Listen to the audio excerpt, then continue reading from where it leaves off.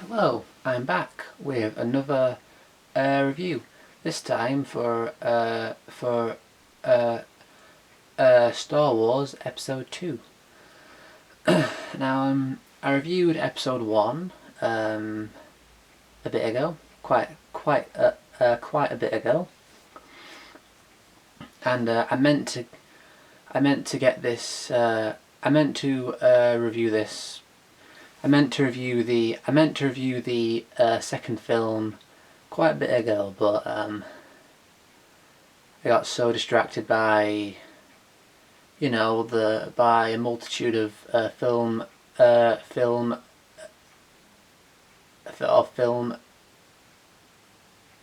releases.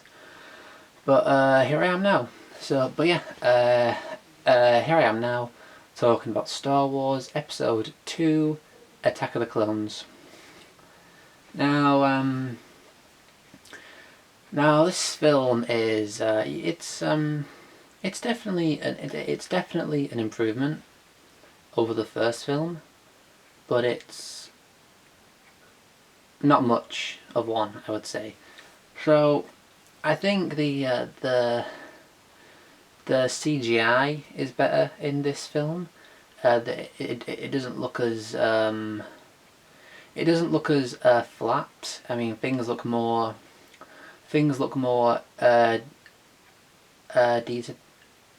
detailed, like like in the beginning scene with the ship, with the ship that Padme's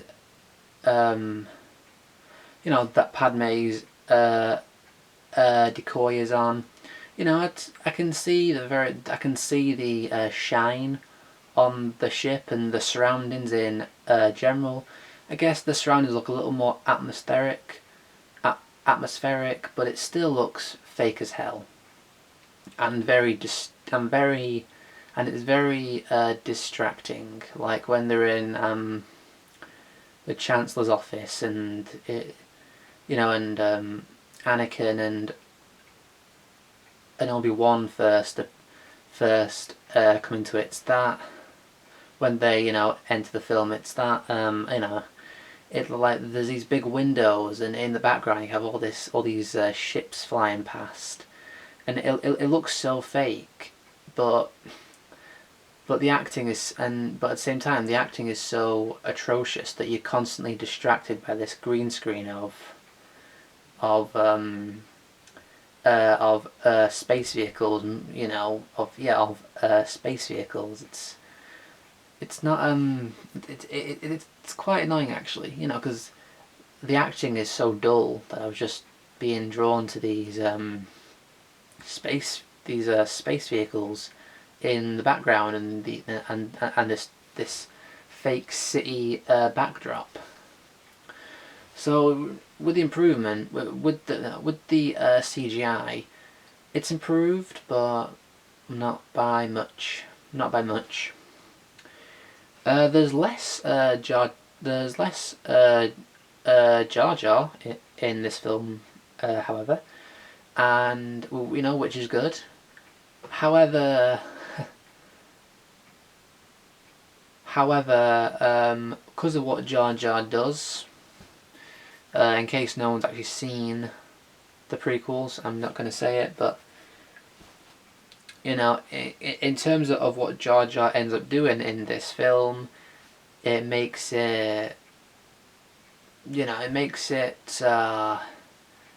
makes his presence in the film like twice as bad when you see what he does. However, at the same time, less Jar Jar is better. I think the story is more cohesive here as well. Not by much, like I said, but the improvements in this film aren't really that much in comparison. They're not really they're not that drastic when compared to the first film, but yeah, I mean, there's a little more cohesion. Like, I can actually sort of interlink events, and I can see how characters have got to where they are. although it does seem rather forced, to be honest. It does seem rather forced. Um, it does seem rather pushed in places like, oh, we gotta save Obi-Wan. It's like it was like a snap decision to be like, okay, it's time to get all these characters together for the for the uh, finale. Let's let's do something quickly. It's yeah, it feels very rushed,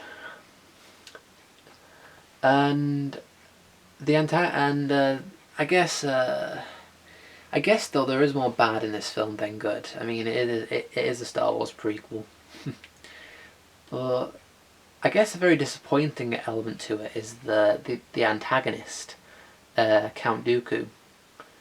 Now, Christopher Lee, may he rest in peace, does a really does a nice job as Count Dooku. He's this very nice he's this nice gentlemanly fella. You know, he's very pleasant. Yeah. He plays it very casually and pleasantly. But he has that sort of like sinister undertone. He plays the character very